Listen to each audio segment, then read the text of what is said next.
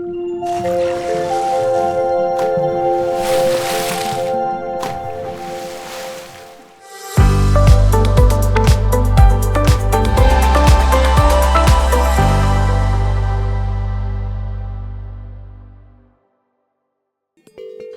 bienvenidos a mi canal de YouTube. Aquí encontrarás respuestas a los temas que más interés os despiertan.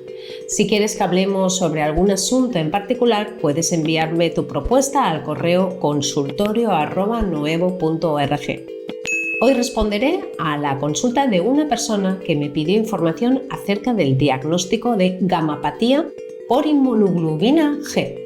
Me presento, soy Noelia Bonifacio, psicóloga especializada en investigación y psico-oncología, además de directora del Instituto de Formación en Biodescodificación e Hipnosis en Nuevo Group.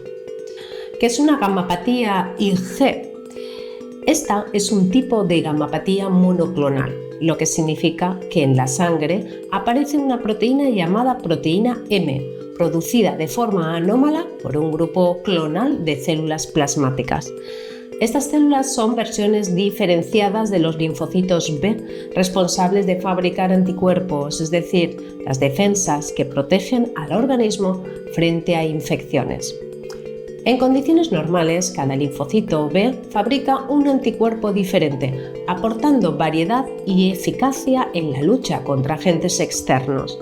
Sin embargo, en la gamapatía monoclonal, un solo clon de células plasmáticas se multiplica de forma descontrolada y comienza a producir un anticuerpo idéntico en grandes cantidades, la proteína M. En el caso específico de la gamapatía IG, lo que se produce en exceso son inmunoglobulinas de tipo G, el anticuerpo más abundante en el organismo y esencial para la memoria inmunitaria.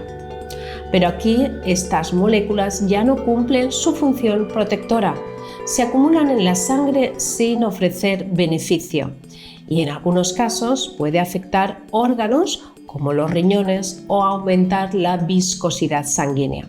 La gamapatía IG suele detectarse de forma incidental a través de un análisis de sangre que identifica la presencia de la proteína M.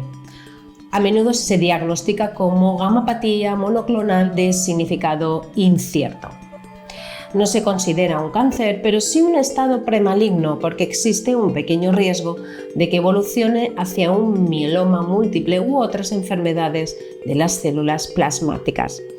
En la mayoría de los casos el tratamiento no es necesario, sino que se recomienda vigilancia médica periódica para detectar cambios en la evolución.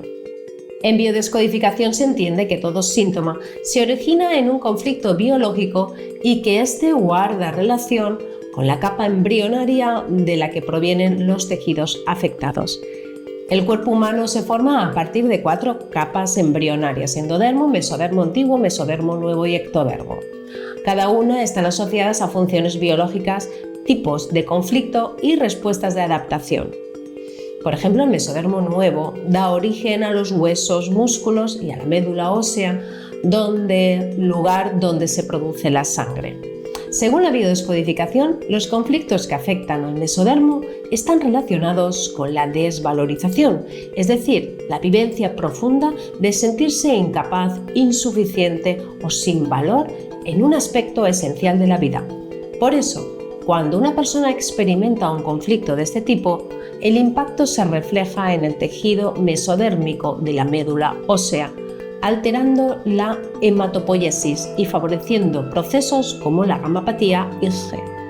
Así, la enfermedad no se interpreta como un error del organismo, sino como una respuesta adaptativa a un conflicto vivido de forma intensa en el plano existencial.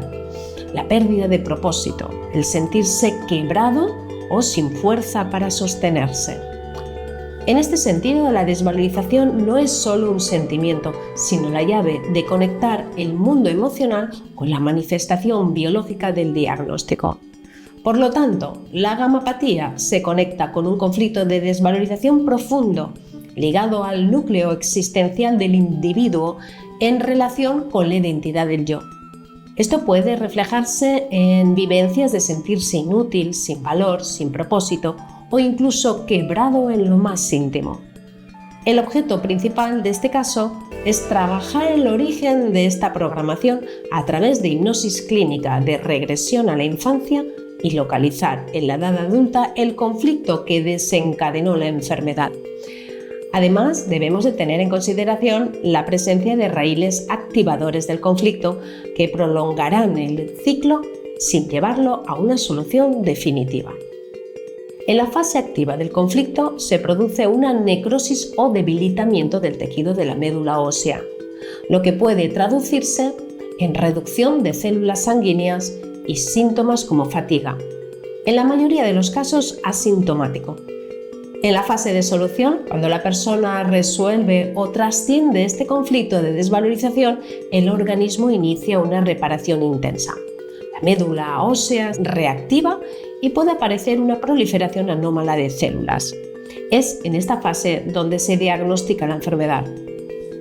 El Dr. Hammer llamó a esta primera parte de la fase de reparación retraso eritropoyético. Debemos de tener en consideración que el diagnóstico en esta fase puede agravar el conflicto, puesto que la persona puede llegar a reactivar el sentimiento de desvalorización e incapacidad frente a esta situación. La intervención terapéutica a nivel psíquico y emocional es imprescindible. Es por este motivo que sin una pronta resolución completa del conflicto programante, la cronificación puede tener consecuencias mayores. La integración de ambas miradas es fundamental. La medicina convencional y la biodescodificación ofrecen enfoques distintos pero complementarios. La medicina se centra en la observación clínica y biológica, buscando controlar la progresión de la enfermedad. La biodescodificación invita a explorar el sentido simbólico y emocional de lo que ocurre, poniendo el foco en la experiencia de desvalorización y pérdida de propósito como detonantes. Así, la gamapatía IgG puede entenderse como un fenómeno en dos niveles: biológico, en el que un clon de células plasmáticas producen proteína M en exceso, y psicoemocional, donde la persona vive un conflicto de valor y reconocimiento que al expresarse en el cuerpo abre la puerta a una sanación más profunda.